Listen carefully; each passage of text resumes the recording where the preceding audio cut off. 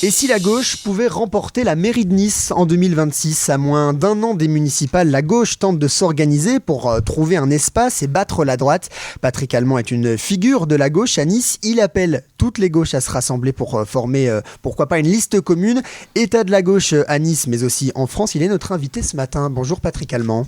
Bonjour. Vous souhaitez donc former cette liste commune, vous appelez à l'union alors ? Oui, depuis quelques mois, depuis que s'est enclenchée la préparation de l'élection municipale, moi j'ai toujours considéré que le rassemblement de la gauche, de toute la gauche, était une condition indispensable si on voulait jouer un rôle clé et déterminant dans cette élection. Sinon, on passera totalement à côté. Alors, je le rappelle à nos auditeurs, vous avez été 12 ans conseiller municipal à Nice. Oui. Jusqu'en 2020. Vous avez tenté votre chance à 3 reprises au municipal 2008, 2014 et aussi 2020 les dernières. Vous croyez vraiment à une victoire de la gauche en 2026 face à Christian Estrosi et potentiellement face à Éric Ciotti ? Si la gauche est rassemblée et que la droite continue à se diviser, il peut y avoir un espace qui s'ouvre. D'abord parce qu'il y a une grande lassitude chez les gens. Il ne faut quand même pas oublier que c'est depuis la Libération que la droite gère cette ville. Ensuite parce que il y a à construire cette alliance avec les communistes, les écologistes et tous ceux qui voudront bien y participer et auxquels nous tendons la main. Par rapport aux résultats que vous aviez fait, Thomas l'a rappelé, donc 2008 vous aviez fait 33% au second tour, en 2014 18% au second tour, en 2020 vous n'aviez pas réussi à vous qualifier pour le second, vous aviez fait 6,57%. C'est quand même pas sur la pente montante. Vous pensez vraiment qu'avec une alliance des communistes qui ne sont pas non plus très bien placés en termes de résultats, vous pensez vraiment qu'avec cette alliance, vous allez pouvoir battre des chiffres assez exorbitants que remporte la droite à Nice et partout dans les Alpes-Maritimes d'ailleurs? Il y a un contexte très particulier sur Nice qui n'est pas celui des Alpes-Maritimes. C'est un contexte, on peut le dire, de règlement de compte entre deux figures de la droite qui, après s'être beaucoup aimées, se déchire à belles dents depuis plusieurs mois, avec des interrogations sur un certain nombre de choses, des affaires à répétition qui sortent, etc. On sent que ça va être une campagne assez gore à droite. Donc il y a cet aspect-là. Et puis le deuxième aspect, c'est le fait que la gauche veut tirer les enseignements de ce qui s'est passé la dernière fois. Alors vous faites allusion à un score de 6%, qui était dans un contexte totalement différent, en plein Covid. Aujourd'hui, la gauche, elle est en état de marche. Encore une fois, son rassemblement pourrait ouvrir un espace politique. C'est ça la question en fait. C'est de savoir quel sera cet espace politique et quelle importance il aura et comment il pénétrera dans la population. Parce qu'il ne faut pas oublier que quand même, nous avons une ville qui s'abstient beaucoup et qui s'abstient de plus en plus. Vous avez fait allusion à 2010, à 2020, pardon. Regardez le score, le nombre de votants qui ont voté pour Christian Estrosi.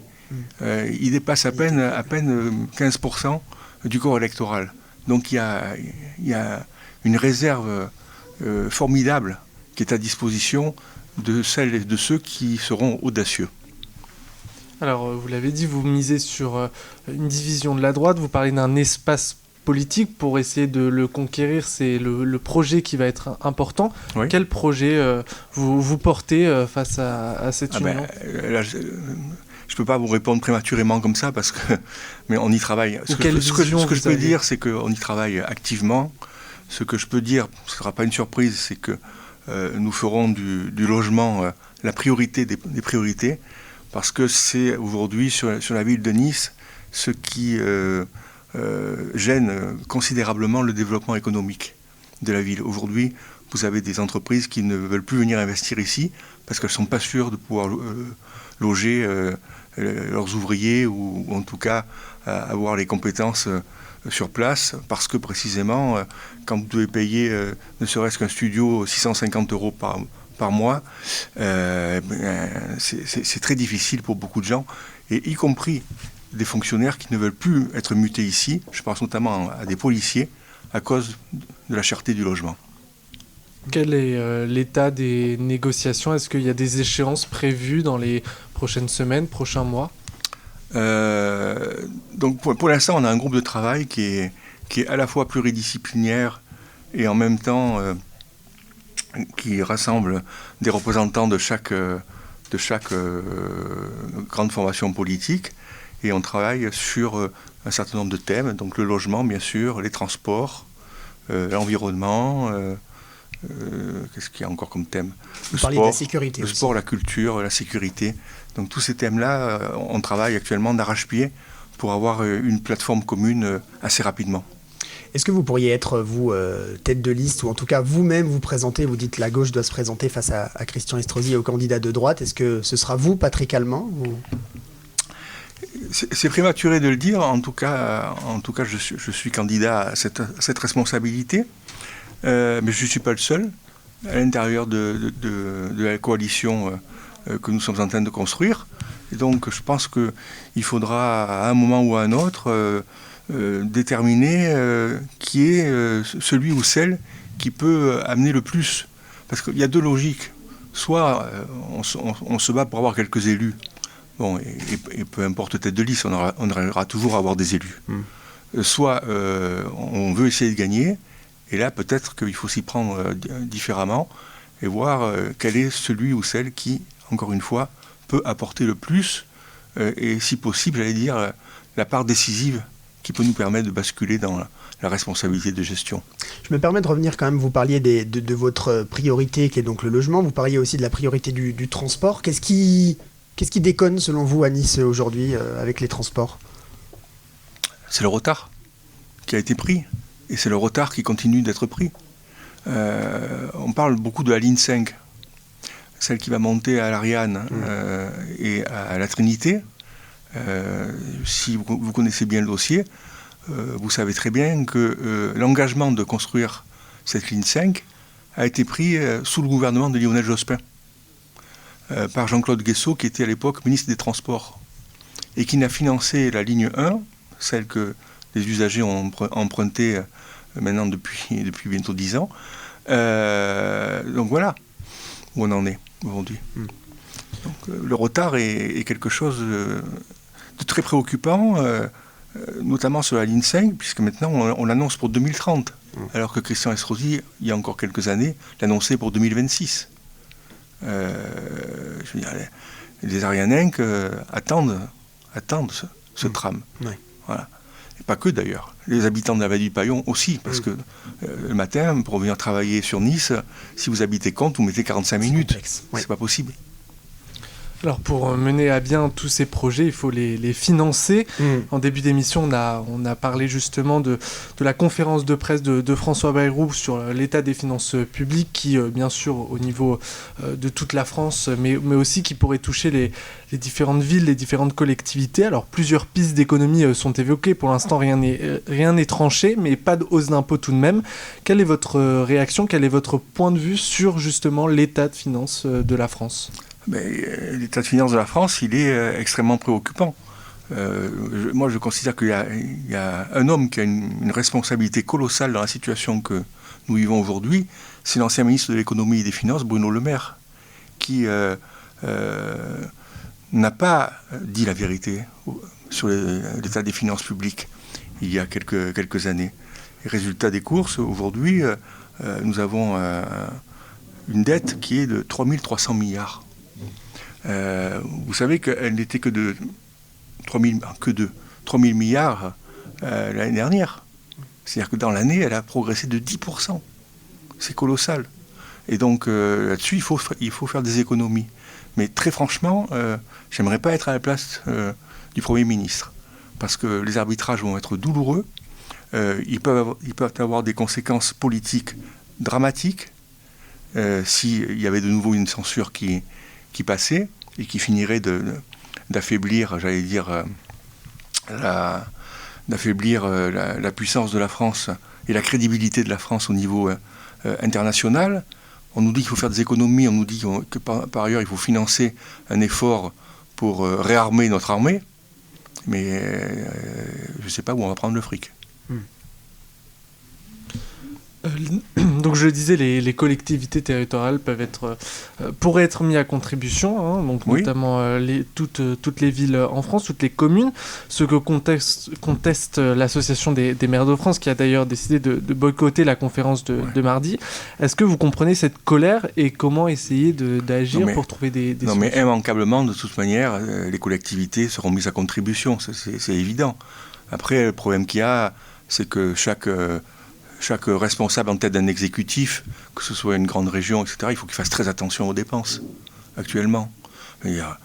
À Nice, est-ce que franchement, dans la situation où on est avec plus de 2 milliards de dettes, il y a 2 milliards de dettes à Nice, vous croyez que c'était le moment de démolir Acropolis? Vous croyez que c'était le moment de démolir le théâtre de Nice pour remplacer tout ça par des structures provisoires? La cuisine pour le théâtre, qui coûte 7 millions d'euros, un palais des congrès provisoire, parce qu'on a détruit Acropolis, sur le port, où il faudra que la ville mette 20 millions d'euros, une patinoire olympique, parce que nous sommes sélectionnés dans les sites olympiques pour 2030, il va falloir que la ville mette encore 20 millions d'euros. Je veux dire, il y a des responsables politiques, et notamment le nôtre, en l'occurrence Christian Estrosi, qui sont complètement à côté de leur pompe par rapport à la situation d'endettement et du pays et de la ville. Alors voilà, dans ce contexte, on l'a vu, difficile, il y a le congrès du Parti Socialiste qui se profile. Oui. Donc les dates, c'est du 13 au 15 juin prochain, qui se tiendra à Nancy. 3 des principaux opposants à Olivier Faure ont fusionné pour faire front commun. Quel regard vous avez sur ce rassemblement, cette fusion, et quelle position avez-vous par rapport à tous les candidats qui sont sur la ligne de départ? Moi, je pense que la manière dont s'engage ce congrès montre la bonne santé du Parti socialiste. Parce qu'on débat dans les sections déjà depuis le 5 avril. Maintenant, on est arrivé à la phase, enfin, pas encore, ça sera dans quelques jours, où il y aura le dépôt des textes d'orientation. Bon. La donne qui change, c'est que la position d'Olivier Faure est aujourd'hui très fragilisée.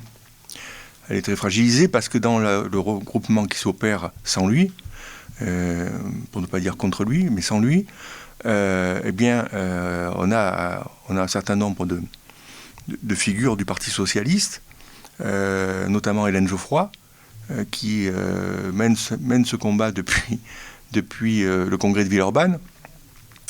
Mais il n'y a pas qu'Hélène Geoffroy, il y a aussi le maire Maillard-Rossignol de Rouen, il y a Brun, il y a Bonamar, enfin il y a des personnalités qui ont rejoint et qui sont, à mon avis, susceptibles de construire une dynamique capable de provoquer un changement de premier secrétaire. Pour ce qui me concerne, moi je soutiens Hélène Geoffroy depuis longtemps, parce que je pense que c'est elle qui a eu la première la vision politique de ce qu'il fallait faire pour faire rebondir le Parti socialiste dans de bonnes conditions. Alors on est à 2 ans de l'élection présidentielle, donc c'est d'autant plus important comme congrès. Vous disiez que justement c'est plutôt sain de pouvoir discuter. Est-ce qu'il n'y a tout de même pas un risque de division du parti entre finalement... Si la discussion s'opère bien et que les règles démocratiques internes du parti s'appliquent bien, nous sommes protégés de ce risque. Hein. Dans le passé, on a eu des exemples pas très réjouissants. Moi, je me rappelle du congrès de Lille où je me suis endormi le soir. J'avais une première secrétaire qui s'appelait Ségolène Royal. Et le matin, quand je me suis réveillé, j'avais une autre première secrétaire qui s'appelait Martine Aubry. Donc, ces pratiques-là qu'on a connues, je pense et j'espère sincèrement qu'elles sont derrière nous. Merci beaucoup, Patrick Allemand, d'avoir été avec nous ce matin.